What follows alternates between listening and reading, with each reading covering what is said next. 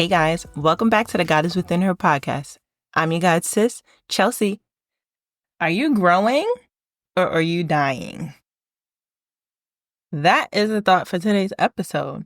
You literally have to tap out to tap in. Right now, the assignment is you. The assignment is you. Water, you. Whoever made that Instagram post, thank you, because it is everything. Have you ever thought about, today, am I growing or am I dying? We're going to touch on 3 things to help you answer that question. Number 1, remember your purpose. So your why, your goals. And this one is an important one, your triggers and your strengths. Because don't let somebody else tell you about you. You are the one who's with yourself 24/7. So you know you better than anyone else. At least you should be. So if you don't, that's how you know you need to tap back in. Tap out so that you can tap back in, because you should be able to know yourself better than other people. So there's a song that called Why You Speak, and I'm recording on my phone so I can't even play it, but Why You Speak is a song, and there's some part of it says it's by Robert Glasper, and part of it says, if somebody asks you who you are, then you better know it, better know it, better know it, better know it. All right? So you just better know who you are. Like, for me, I do like monthly reflections on myself, just to check in with myself. How are you? What do you do? Like, what has this month brought you? What were the highlights? What were the lowlights? How has it been? Check on you so that you can know yourself better than anyone else. Let's go to our scripture for that. Our scripture for that is Habbakuk 2:1, but we're going to go 1-2. So I will stand upon my watch and set me upon the tower, and I will watch to see what he will say unto me, and what I shall answer when I am reproved. And the Lord answered me and said, write your vision, make it plain upon tables, so that he may run that readeth. So write your vision down. Write things down so that you can look back on it, reflect, get back on it, or so somebody else can see it. And so you can literally articulate your goals to somebody, write it by writing it. In the Bible, of course, it was old, so they wrote on tablets. That's why it says, write it plain upon the tables. So write your vision, write it plain, because it'll allow you to be able to look back on that, pick back up on your vision at any time, whenever you take a break or if you take a break. So there's a lot of benefits to really just writing things down, even scientifically, which scientific literally means the study of humans and the study of life. So it tells you that when you write things down, it'll help you retain in your memory. Like, I have to write things down so that I can retain. So that's what I do. And that's what the prophet did. So I think you should write down anything that you're waiting on. Write down your why, your goals, and your triggers and strengths. Reflect on them. Think of ways that you can possibly change, if any. Number 2, remove any distractions. So God gave you everything you need.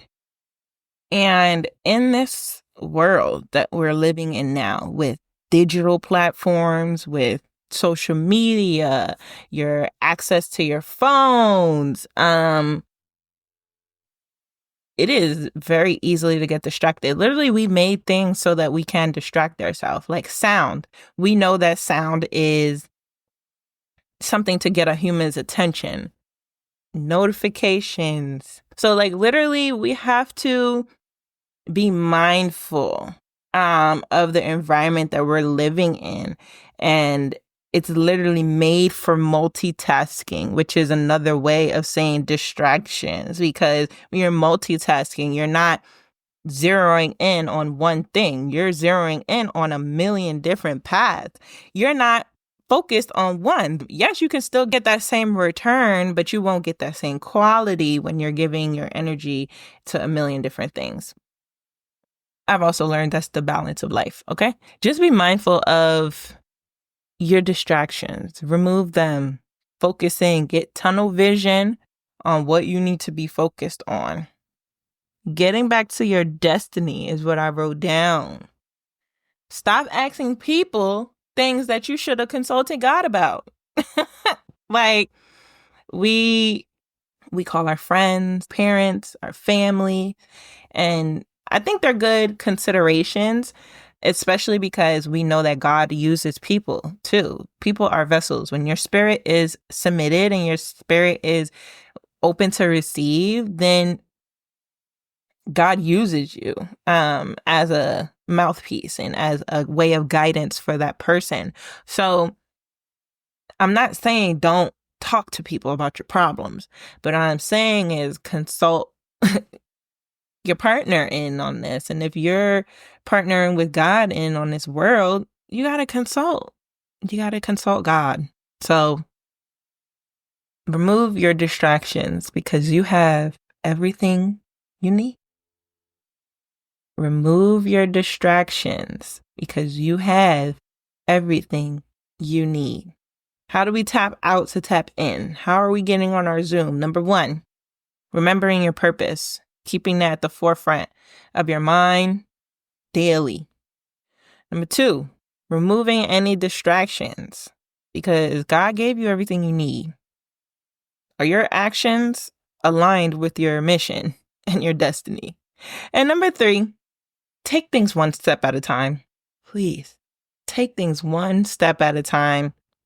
Similar to what I just spoke about with having multitasking. And when you are multitasking, you can give different amounts of energy to the different tasks that you're working on. So therefore, you're doing it subconsciously because you're trying to do all these things at once. But therefore, there's a task that actually does not get 100% of you. Neither task gets 100% of you. So take a step back and take things one at a time so that you can give literally 100% of yourself. Faith without works is dead. So we can believe and be optimistic and have faith and pray. But if we're not doing something on our end, in actionable, in a tangible, a way that you can actually write down and say, yes, this is how I was working towards this. You may be left in the just faith part, but you got to get the faith without works is dead. Okay. Psalms 31:3 says, "For thou art my rock and my fortress. Therefore, thy name's sake shall lead me and guide me." So what they're saying is, God is my rock and my fortress. For God's sake, lead me and guide me. God is literally within you.